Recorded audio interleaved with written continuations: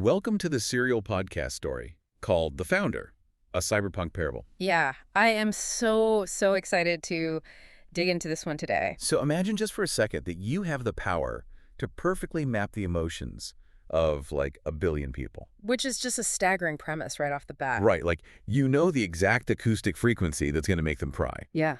Or, you know, the exact lyrical phrasing that will make them feel seen or buy something or, I mean, literally worship you. It's terrifying, really. It is. And if you possess that level of technological control over the human heart, are you creating the ultimate connection? Or, you know, have you just built the most isolating psychological trap in human history? And that tension right there, that's exactly what we're walking into today. Exactly. I'm so glad you're joining us for this deep dive into episode 2 of this universe. Me too, because we're exploring a world that it isn't just your generic, chrome-plated sci-fi future. No, not at all. It's this hyper-connected, neon-drenched reality where human emotions aren't just like subjective feelings you experience privately. Right. They're Mapped, quantified, and manipulated by these incredibly sophisticated algorithms just running invisibly in the background. And we are looking at a character who sits right at the absolute apex of this digital hierarchy, right? Scarlett Blake. Yes, Scarlett Blake. And before we really get into the weeds of her incredible rise and her absolutely catastrophic system crash, we need to understand who she is. We really do. Because Scarlett isn't just a celebrity, she isn't just an influencer. She's a pop icon genius who essentially rules the emotional bandwidth of the planet. Exactly. And to understand the depth of her eventual fall, and I mean it is a devastating fall, we first have to examine the dizzying heights of her success. The completely synthesized heights. Right. She didn't just stumble into fame by having a good voice or getting lucky on a trending feed. No. She engineered her ascent at a level that is almost terrifying to contemplate. So let's set the scene for you.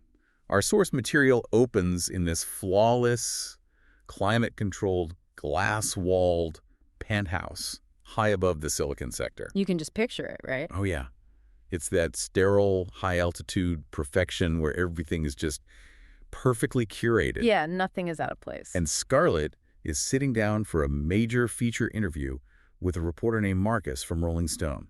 And the resume she casually tosses around during this conversation is just, it's staggering. It really is. I mean, she's a biracial Korean-American who is breaking complex academic algorithms before she was even old enough to get a driver's license. Yeah, Stanford at 16. Right. And then at 21, she wins the Turing Award. Which, for those who might not know, the Turing Award is essentially the Nobel Prize of Computing. The absolute pinnacle. Yeah, the pinnacle of achievement in computer science. And she didn't win it for some abstract mathematical theorem either. No. She won it for creating something called the EQAI app. Which the source material spends a good amount of time on because it's crucial backstory. Totally. She designed this visual AI that interfaced directly with the optical implants and smart glasses of this era. Right. And its specific purpose was to help people on the autistic spectrum read, process, and translate complex human emotions in real time. It's such a fascinating origin point, honestly. Over 50 million people bought it globally. Wow. Yeah, it became the first true killer app for smart wearables. Yeah. And what's interesting is how she frames this to the reporter. She sits there in this penthouse projecting this perfectly cultivated, almost terrifyingly polite humility. Oh, the faux humility is wild. Right. She tells Marcus, I was just trying to build something useful, giving people on the autistic spectrum a visual AI to translate complex human emotions. It just felt like a puzzle that desperately needed solving. But of course, that level of computational output comes with a cost. Always. She hits this massive wall of burnout. The source notes she moves to South Korea for what she calls offline defragmentation. Just completely unplugging to piece her brain back together. Yeah. And while she's there, she somehow manages to accidentally completely rewrite the global music industry. I think we really need to push back on her use of the word accidentally here. Yeah, fair enough. That word is doing a lot of heavy lifting for her ego. What she actually does is merge her natural talent for singing with her unparalleled expertise in affective computing. Okay, so for the listener who isn't like a tech developer, Yeah. how exactly is affective computing functioning in this context? Because it's not just auto-tune, right? Not at all. Affective computing is the study and development of systems that can recognize, interpret, and simulate human affects or emotions. Okay. So Scarlett takes this technology and weaponizes it for pop music. She drops a 10-genre hybrid K-pop album. 10 genres. Yeah, and it hits #1 globally in all 10 categories simultaneously.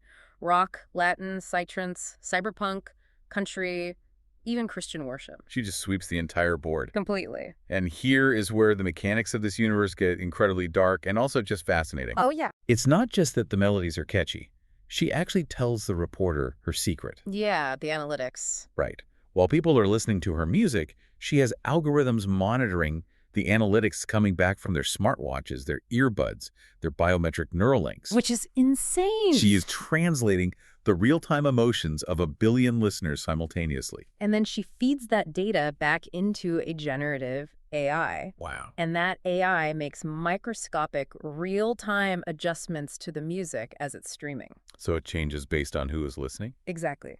It might change a specific word choice for a listener in Tokyo to make it more melancholic, while shifting the acoustic frequency in São Paulo to trigger a higher dopamine release. That is just wow. She is optimizing the emotional response for every single cultural cluster on Earth, second by second. Which brings us to a really critical concept in this world, the radiant node. Yes. Now, I know a little bit about network topology, Mm-hmm. but how does the radiant node function in Scarlett's specific situation? Well, in network architecture, a node is simply a connection point, right? Like a device or a user on a larger network. Okay. But a radiant node is a central hub that broadcasts outwards to the entire network with disproportionate power. It dictates the flow of information. Got it. Scarlett has completely transcended being a musician. She's no longer just an artist releasing songs. She has become a central routing point for the global, what the story calls the culture-substrate. The culture-substrate. She is actively hacking the human nervous system on a planetary scale. And to his credit, Marcus, the Rolling Stone reporter, he actually calls her on this. He does. He doesn't just let it slide. He asks her directly, what do you say to people who accuse you of hacking other people's emotions for the sake of your own popularity metrics? It's great journalistic pushback. Yeah. But Scarlett's defense is just a masterclass in PR spin. She brushes it off with this terrifyingly polished answer about validating the beautiful theory that our emotional hardware is all just looking for resonant frequencies. She frames it as empathy. Exactly. The ultimate act of empathy. She claims she's giving people exactly what their biology is crying out for. I really want to dig into that defense for a second. Sure. Because it brings up an analogy that I've been kind of wrestling with since reading the source material. Let's hear it. Think about a theoretical genius chef. Okay. Right? This chef has mapped human taste buds so perfectly down to the exact neurochemical receptors that they can synthesize a meal in a lab that triggers pure, euphoric, toe-curling bliss in your brain. Oh, wow. Right. But the meal contains absolutely zero nutritional value. Right. It's just perfectly shaped synthetic molecules designed to hit those exact receptors. So is that chef creating a culinary masterpiece, or is that chef building a trap? From a systemic standpoint, it is absolutely a trap. Right. Because it eventually starves the user while simultaneously addicting them to the sensation of eating. The user feels full, they feel satisfied in the moment, but their body is literally dying of malnutrition. And Scarlett is serving that synthetic emotional meal to 1 billion people every single day. She has totally confused biological engagement with actual intimacy. She really has. But, let me push back on that just to play devil's advocate for the listener. Go for it. Because I think a lot of people would defend Scarlett here. If you were sitting in your room after a terrible breakup and you put on one of Scarlett's songs, Yeah. and that song, because it's been perfectly calibrated to your current biometric data, brings you to genuine cathartic tears. You feel that release. Right? You feel comforted. Does it really matter that a machine calculated the exact acoustic frequency to trigger that biological response? That's the big question. The tears falling down your face are real? The feeling of comfort is real? Does the computational math behind it invalidate your human experience? It's a brilliant question, and honestly, it is the exact justification Scarlett uses to sleep at night. But we have to look at the underlying architecture of what is actually happening.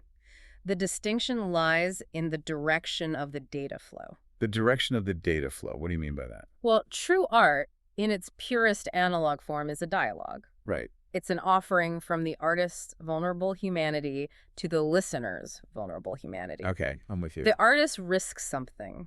They bleed onto the page, and the listener resonates with that shared human frailty. Okay, I follow that. So how is Scarlett's model different from that?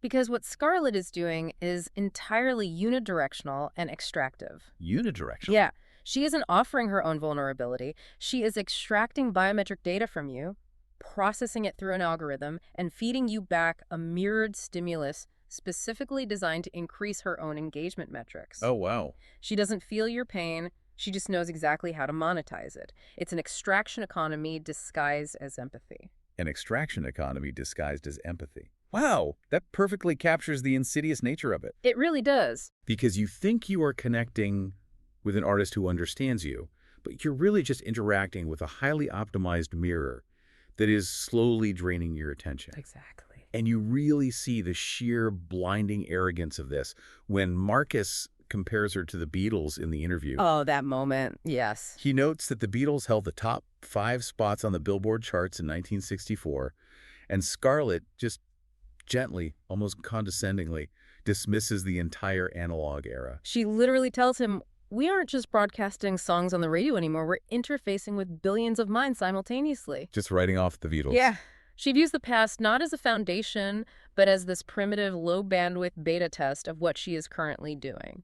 And then the interview wraps up with Marcus and his crew setting up a volumetric capture holo shoot. Right. Which means they aren't just taking photos for a magazine cover.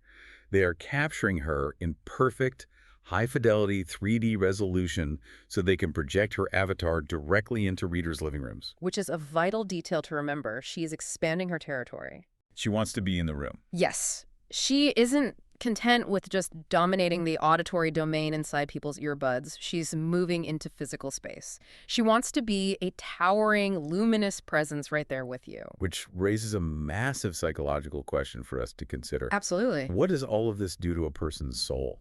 I mean, if your entire internal system is optimized exclusively for broadcasting your own perfection, Yeah. you eventually lose the hardware required to receive anything from anyone else. You do. And that theoretical problem becomes a very messy, very analog reality almost immediately in our source material. It does. The narrative structure here is incredibly deliberate. We move straight from that sterile, high-altitude, deeply controlled perfection of the penthouse down into the warm, chaotic, unpredictable reality of a 21st birthday party. Yeah, the contrast is huge. That's so huge. It's the birthday of a character named Amelia. Uh-huh. And Amelia is Scarlett's best friend. Actually, as the text makes painfully clear, she is Scarlett's only real friend. Right. Amelia is hosting this party in a downtown loft. And the contrast is just striking. So different from the penthouse. It's a modest, intimate gathering. There are vintage speakers playing music, real paper streamers taped to the walls. Yeah. People are holding plastic cups, laughing, bumping into each other. It's messy. It's gloriously analog. Notice how the environment is described there. The text goes out of its way to highlight the analog, warm lighting, and the physical textures. Definitely. This is an environment built for genuine peer-to-peer connection. This is a local network. People sharing physical space. Exactly. Occupying the same physical space, sharing real-time, unedited experiences. And then the elevator doors open, and Scarlett steps out. And she is still completely vibrating with the adrenaline of her own godhood from that interview. She is not downshifted at all. The problem is that Scarlett has become so accustomed to being the central hub of a global network that she literally doesn't know how to function as a regular node in a local network anymore. It's so sad. She feels out of place for a microsecond.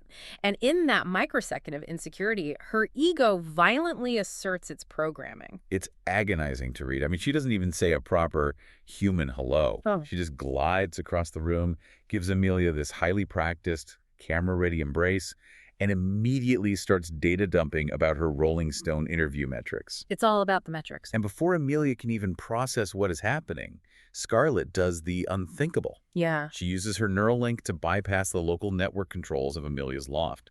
And she projects her massive, towering, high-definition holographic interview right into the center of the party. She overwrites the physical space. Just completely overwrites it. It's an act of digital violence, really. Yeah. The brilliant cerulean blue light of her high-def avatar instantly drowns out the warm analog lighting of the room. And the sound, too. Yeah, her synthesized, perfectly modulated voice drowns out the vintage speakers. She turns a celebration of her best friend's life into a glowing shrine to her own analytics. It's horrible. It is the narcissistic feedback loop in full execution. She simply cannot tolerate an environment where she is not the radiant center. It's like, okay, imagine you're at a tiny, intimate, acoustic coffee house, right? Okay. Someone is playing a beautiful, quiet song on a wooden guitar, and then someone else walks in and unloads a stadium-grade million-watt sound system right next to the stage and hits play on their own track. Just blows them away. Right. You might think you're bringing the gift of high-fidelity audio to the room, but the sheer overwhelming volume of your ego just destroys the delicate analog connection that the room was built for. You literally blow out the windows. That is a perfect way to visualize it. Scarlett's bandwidth is so massive that it crushes the delicate local signal. Yeah. And the tragedy is she doesn't even realize she's doing it. No, she thinks she's gracing them with her presence. She really does. And because the other guests at this party are largely from the Silicon Sector culture, they just feed the loop. They swarm her. Yeah, taking pictures. Their optical implants start flashing as they take holo selfies. Scarlett is holding court, perfectly in her element, completely ignoring Amelia. And Amelia is just left standing alone by the punch bowl in her glittering birthday dress, entirely erased from her own party. Just erased. And then comes the line that triggers the collapse of the entire system. Oh, man. One of the sycophants at the party jokingly references the Rolling Stone interview. They ask Scarlett if she's bigger than the Beatles. Right. And since the Beatles famously claimed they were bigger than the Logos, which in this universe is the title for Jesus, this partygoer asks, does that mean Scarlett is bigger than the Logos? And she doesn't shut it down. She doesn't. She doesn't correct them. She offers this crystalline, perfectly modulated laugh, smirks, and says, I guess so. It is the absolute peak of human hubris, and it's the exact moment Amelia has finally had enough. Yes. She walks over to the breaker panel and physically cuts the power to the loft. The giant blue avatar violently vanishes. Her room goes pitch dark. The music dies. It is a beautifully tense, incredibly awkward moment. Very awkward. Amelia just kicks everyone out. The hangers-on shuffle into the elevator in silence.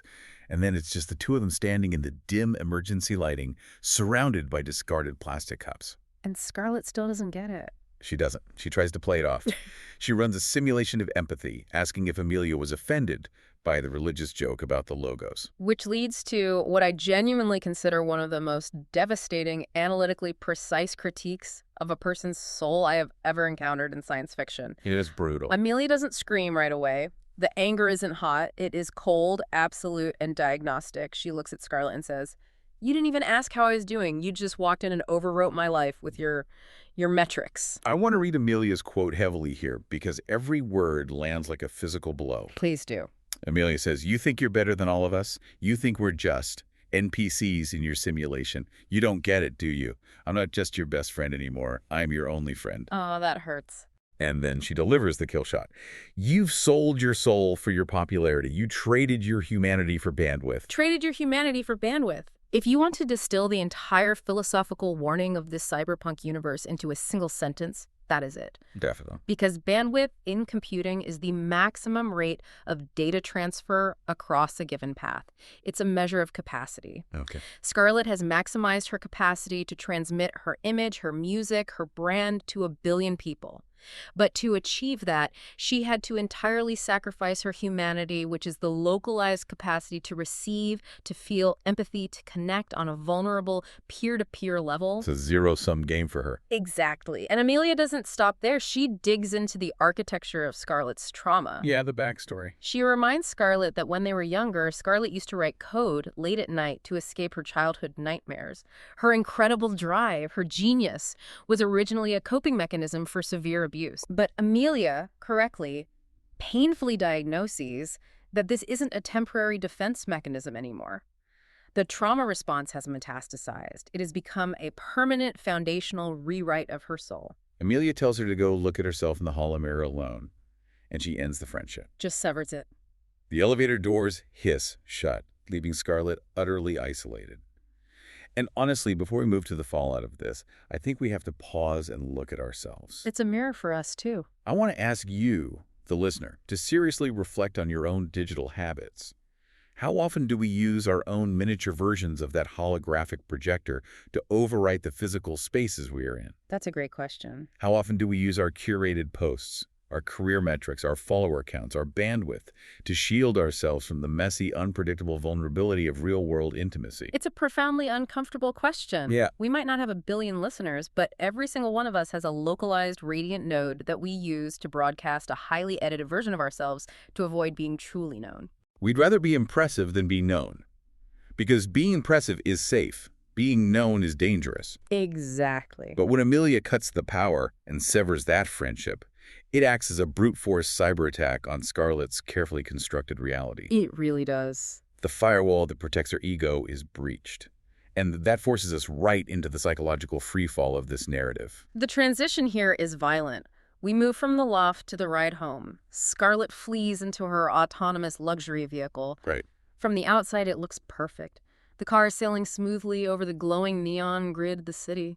But inside the soundproofed cabin, the radiant node is undergoing a catastrophic disintegration. It's a total system crash. Yeah. She goes from being perfectly poised, perfectly modulated, to gutturally weeping in the backseat. Yeah.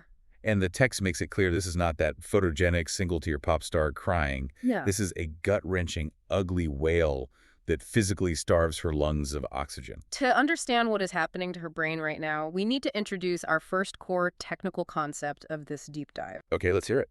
And that concept is the local minimum. Now, I know Scarlett is an AI programmer, so this is her language. But for the rest of us, what exactly is a local minimum, and how does it explain a psychological breakdown? Well, in the field of machine learning and optimization algorithms, the goal of an algorithm is often to find the lowest possible value of a function, the point of least error, or the optimal solution. Okay. Imagine a mathematical landscape filled with hills and valleys, and you drop a ball onto this landscape. Gravity pulls the ball down. The algorithm is trying to find the absolute deepest valley on the entire map. That true absolute bottom is called the global minimum. The ultimate solution. Right. But the landscape is incredibly complex. Sometimes the ball rolls down into a small crater on the side of a massive mountain. It reaches the bottom of that specific crater. So it stops there. Exactly. To the algorithm, it looks like it has found the solution because any direction it moves from that point goes uphill. Oh, I see. It is trapped in a valley, but it's the wrong valley. That is a local minimum. The system gets stuck there. It cannot optimize its way out because escaping requires a massive surge of energy to climb over the lip of the crater, and the algorithm is designed to only go down. Wow. Okay, so translate that into Scarlett's emotional state in the back of this car. Scarlett's highly optimized cognitive architecture, the survival algorithms that carried her from a traumatized, abused child all the way to the Turing Award and global pop stardom have locked up. They're stuck. Yes. For years, her algorithm told her, if I gain more bandwidth, if I control more people, I will find the global minimum. I will find peace. Right. But Amelia just showed her the map. Amelia showed her that she hasn't found peace. She has just driven herself into a deep, isolating crater of narcissism. So she's trapped. Scarlett has crashed into this local minimum. She is trapped in a pit of self-loathing, and her survival algorithms have run out. She cannot optimize her way out of the shame of what she just did to her only friend. That is a brilliant way to understand trauma. You think you're solving the problem, but you're just optimizing yourself for a smaller and smaller prison. Exactly. And the censoring details the author uses to describe this trap are so visceral. You have the neon grid sliding by outside the windows, perfectly orderly, perfectly bright. Yeah. Contrast that with the suffocating silence inside the acoustic dampeners of the cabin.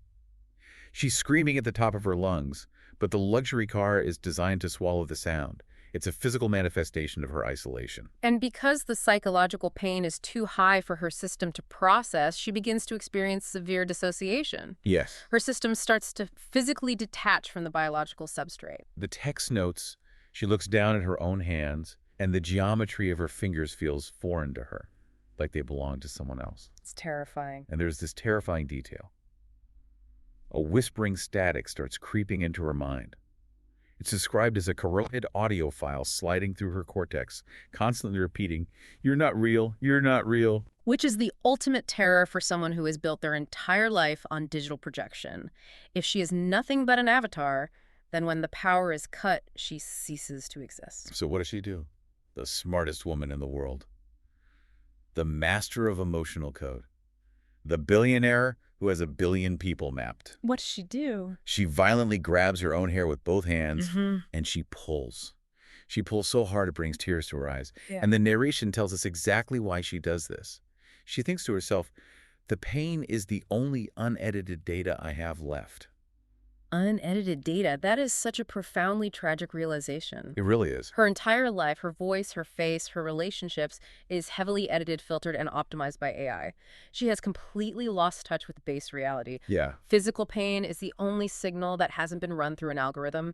It's the only proof she has that she actually exists in the physical world. It reminds me of a high-end supercomputer experiencing a critical failure. Oh, yeah. You give a supercomputer a complex task, but somehow it gets caught in a recursive loop. It starts thinking about thinking. Yeah, it just gets stuck. The CPU maxes out to 100%. The cooling fans fail because they can't keep up. And eventually, the entire system physically begins to melt down from its own generated heat. That's a perfect analogy. That is Scarlett in the back of this car. She is melting down from the friction of her own ego. And the final blow to her system comes when she replays Amelia's words in her head. Your best friend just told you you're not real. Yeah. That's a root-level truth. No PR spin, no firewall can defend against that data. The car arrives at her building. It pulls into her subterranean automated concrete garage. The doors slide open, and Scarlett literally throws herself out of the cabin onto the cold, polished concrete and violently vomits. It's rock bottom. Her custom designer clothes are dragging in her own bile. It's absolute zero. She won't even lift her head to look at the chrome bumper of her car because she knows, with absolute certainty, that if she sees her own reflection right now, her mind will physically shatter. This is the true death of the ego. Curled in the fetal position on the concrete, stripped of all her bandwidth, she sends a blind ping into the dark. She chokes out the words, whispering into the empty garage, "Found her. If any of it is real, either kill me or help me." In system architecture, when a fatal corruption occurs deep within the kernel, the core of the operating system, standard troubleshooting programs won't work. You can't just restart it. No, you can't just restart the app. Sometimes a complete formatting wipe is the only solution. You have to surrender root access to an external administrator. Wow. Scarlett's surrender of her root access in that garage is what clears the bandwidth for the impossible download that happens next. And what happens next still gives me chills just thinking about it. It's incredible. She is lying there in the dark, fully expecting the universe's deleter bot to wipe her file from existence. She asks to be killed or helped, and she assumes deletion is the only logical answer. But instead, the oppressive darkness of this automated concrete garage is pierced by light. And it's not the overhead fluorescent LEDs flickering on. It is a heavy, vibrating golden light. The angel Veritas appears, and the text makes a very specific, deliberate choice here regarding the aesthetics of the divine. How so? Veritas does not manifest as a comforting, soft-focus hologram. She doesn't appear as a gentle illusion offering empty platitudes about self-love. Right. Veritas appears in terrifying, mathematically perfect, high-frequency architecture. What does that signify in the context of this world? It signifies the unyielding, objective authority of the source code. This isn't a therapy session where Scarlett gets to negotiate her truth. This is a kernel-level intervention. Kernel-level intervention. Yeah. Veritas represents absolute reality entering a space that has been corrupted by simulation. Veritas kneels down in the mess. Yeah. Right in the bile, the ruined clothes, and the ruin of Scarlett's life. The angel presses fingers of solid vibrating light against Scarlett's forehead. And that contact initiates what the text calls the audit of the soul. The cybernetic implications of this moment are staggering. Think about what Scarlett built her empire on. The EQ AI app. Exactly. She built a visual AI to map and translate human emotions. In this moment, Veritas takes Scarlett's own invention and violently turns it inward. The angel says to her, "Look at the network you have built." And Scarlett doesn't just see a spreadsheet of her mistakes. She is forced to physically and emotionally experience the exact emotional telemetry of every single person she has hurt. Unfiltered. But crucially, it is unedited. And she feels it from their perspective. It's forced empathy at the absolute highest bandwidth. She feels the crushing, hollow betrayal in Amelia's chest from an hour ago in the loft. She feels the localized, quiet despair of the friends and colleagues she casually threw away when their metrics no longer served her ascent. And then the scale of the audit expands. It goes from the micro network of her personal life to the macro network of her global influence. Yeah. The text says she is forced to feel the hollow, agonizing inadequacy of millions of young girls around the globe. That's heartbreaking. Girls who are starving themselves, who look in the mirror and hate their own reflections because they can never match the highly edited, impossible standard of the radiant node that Scarlett programmed them to worship. That is just a localized hell. The sheer volume of that suffering hitting one human nervous system at the same time. It's unimaginable. I have to stop and ask a chilling question here. I want you, listening to this right now, to imagine this happening to you. Oh, boy. If you had your own empathetic AI turn violently inward, if you had to physically feel every ounce of pain, every slight, every moment of arrogance, every casual cruelty you've ever inflicted on others, completely unedited and all at once, would your mind survive that audit? From a purely psychological standpoint, almost certainly not. The human ego has a built-in buffering capacity. It's a survival mechanism. Right. We project ourselves. We rationalize our behavior, we defend ourselves, we minimize our impact on others to protect our fragile self-concept. The story refers to this buffering as the beast protocol's vanity. Okay. The audit of the soul completely removes the buffer. It forces an unfiltered, zero-latency look at the true wake of our actions. And under the crushing weight of that wake, Scarlett correctly identifies herself. Yeah. She doesn't make excuses anymore. She screams out in the garage, "Make it stop! I'm a monster! Just delete me! Please delete me!" But Veritas does not break the connection, and this is vital to understand the theology of this universe. Why doesn't she stop it? Veritas doesn't do this to torture Scarlett. The angel explains that understanding the full, horrifying depth of the darkness is a necessary prerequisite for the system patch that is about to follow. Oh, like mapping the infection. Exactly. You cannot fix a deeply corrupted file until you identify the exact extent of the corruption. If you don't map the entire infection, the virus survives the reboot. The text describes the exact millisecond before her spirit is about to shatter under this immense load. Her mind is at 99.9% capacity. It is right at the edge of absolute destruction. Yes. And that is the exact moment the intervention happens. Just as she is about to break into a million pieces, a wave of what the text calls back-propagated grace floods her neural pathways. Wow. And this brings us to our second core technical concept of the deep dive. This is where the story brilliantly fuses advanced machine learning concepts with profound theological truths. Okay, we need to spend some real time on this because backpropagation is a word thrown around in AI tech news all the time today, but most people don't actually know what it means. Let's break it down. Wait on me. What is backpropagation in the real world of computer science? Well, in machine learning, backpropagation, which is short for backward propagation of errors, is the fundamental algorithm used to train artificial neural networks. When an AI is learning to do something, say, recognize a picture of a cat, it makes a guess. This is the forward pass.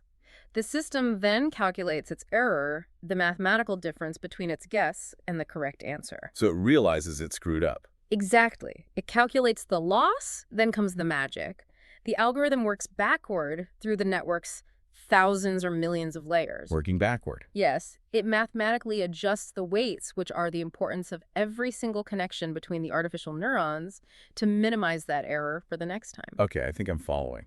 It traces the error backward to its source and retunes the entire system so that the mistake isn't repeated. It's how a system literally learns from failure and improves its model. Okay, I follow the math. So how does the author translate that algorithmic process into this intensely spiritual context? Right. What does backpropagated grace mean for Scarlett? In this cyberpunk theology, the error isn't just a mathematical miscalculation. The error is the fatal corruption of sin, of deep trauma, of the beast protocol that has governed her life. Narcissism. Right. When she's crying out for deletion, the Logos, who is described here as the zero-error build, the perfect, uncorrupted code of Jesus, steps directly into her audit. He absorbs the system's fatal errors. He takes the suffocating weight of the millions of people she has hurt. He takes the loss calculation onto himself. Exactly. But he doesn't just forgive it in the present moment and say, try harder tomorrow. The grace works backward through the layers of her timeline. Yeah. The text says Veritas uses the founder's light to isolate the discord code of the severe abuse Scarlett suffered in her childhood. The root cause. Yes. The grace manually rewrites the corrupted trauma code backward through her life. It uncouples her core identity from the trauma that was violently written into her early sectors by her abusers. That's incredible. It mathematically adjusts the weights of her soul. It secures her true identity without having to delete the user. That is just, it's breathtaking. Whoa. Because it says to her, you are not the abuse you suffered, and you are no longer the abuser you became. It's like, imagine a malicious hacker breaches your computer. But they don't do it to steal your passwords or lock your files for ransom. Right. This hacker breaches your system to completely pay off your massive, crippling financial debts. A good hacker. Yeah. And then, while they are in there, they secretly upgrade your entire operating system for free to the most flawless, high-speed version possible, all while you just sit there watching the screen in absolute disbelief. That is what the text calls the Damascus Protocol. The desperate, localized survival algorithm that drove her to dominate the world is uninstalled. Go on. The malware of her narcissism is wiped clean. She experiences what it means to be fully known in all her wretchedness and simultaneously perfectly loved. And there's a profound physical change described here, right? She's still kneeling on the concrete. Her designer clothes are still ruined with bile. Her physical circumstances haven't changed, but her spirit is described as pristine. The static is gone. And Veritas doesn't just leave her there. The angel gives her a new directive. She is commissioned. Veritas explains that the world's culture substrate, the massive ocean of humanity connected to the network, is drowning. It's feeding on the very narcissism and extraction economy that Scarlett just abandoned. It's a sick network. The network is sick, and it desperately needs an uncorrupted node to broadcast the light. I absolutely love this quote from the angel. You built the ocean, Scarlett. Now, the Logos is going to use you to purify its waters. It gives her a purpose. And we find out from the broader source material that she actually does this. She refuses to optimize for her own ego anymore. She takes her massive global platform and pivots it. Completely redirects it. She uses her bandwidth for famine relief logistics, for global health initiatives, for negotiating peace treaties between warring sectors. She weaponizes her fame for the light. She becomes a distribution network for grace. She becomes a true radiant node in the best possible sense. A real radiant node. But, and this is a massive but that the story does not shy away from. There is an inherent painful friction in this new reality. What's the friction? Scarlett's internal operating system has been flawlessly updated. The Damascus Protocol is running perfectly inside her kernel.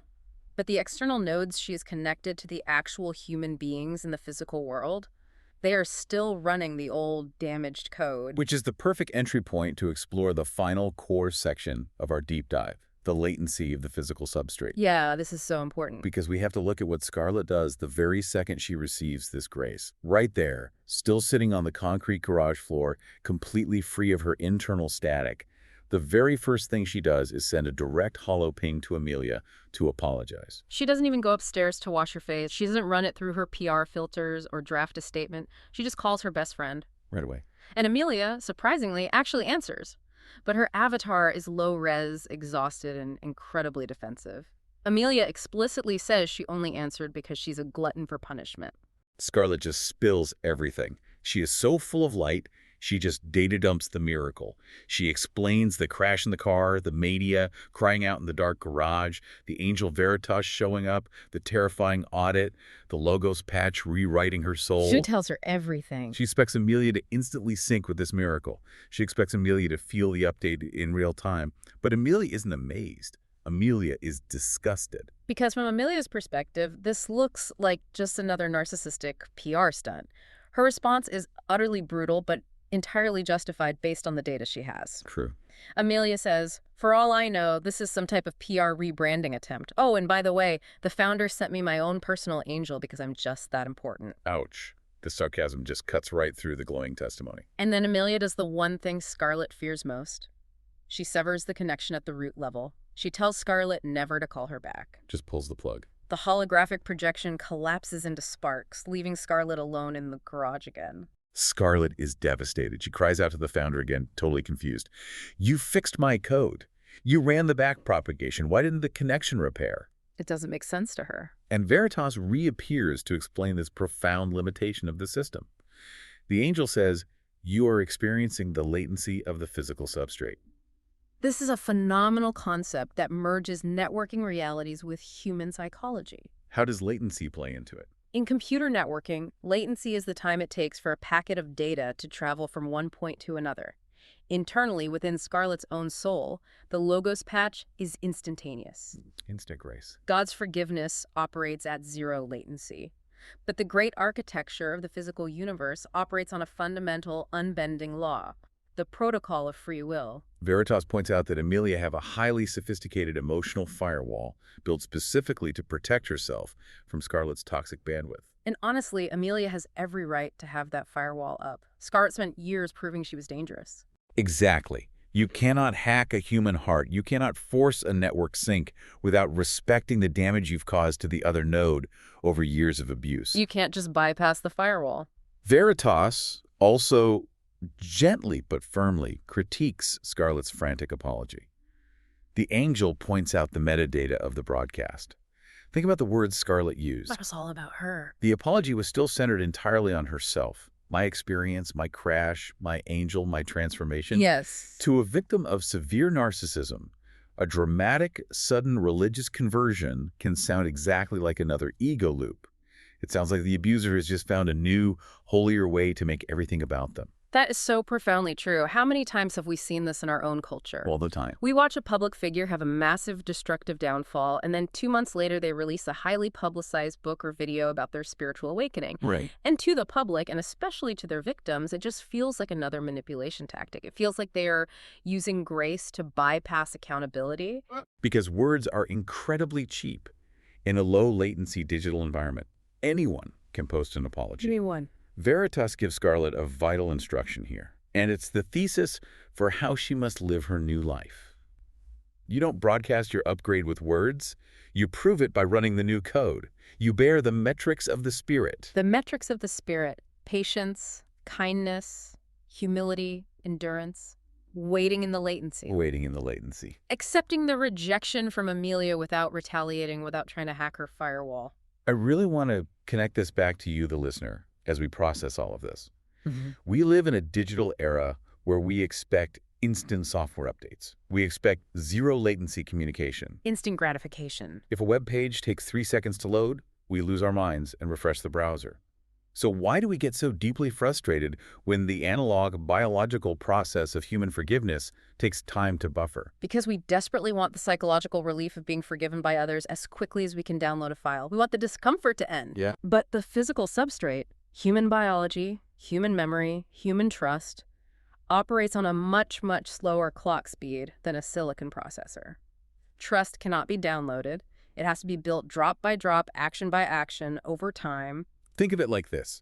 It's like trying to send a massive 8K uncompressed video file of your brand new, completely changed heart to an old device over a 1990s dial-up connection. The file is flawless, but the bandwidth of the receiver is tiny. Right. And if you try to force that whole 8K file through at once, if you dump all your epiphanies and apologies on them in a frantic 5-minute monologue, the old computer on the other end will just crash. It can't handle the data. They can't process it. The pipe is too narrow. You have to compress the data. You have to break that massive file down into small, daily, manageable packets of patience and humility and quiet service. That is the only way the file successfully transfers over time. It's the ultimate test of Scarlett's new programming. If her internal transformation is genuinely real, it will survive the latency. It will endure. It will endure Amelia's rejection without reverting to the beast protocol.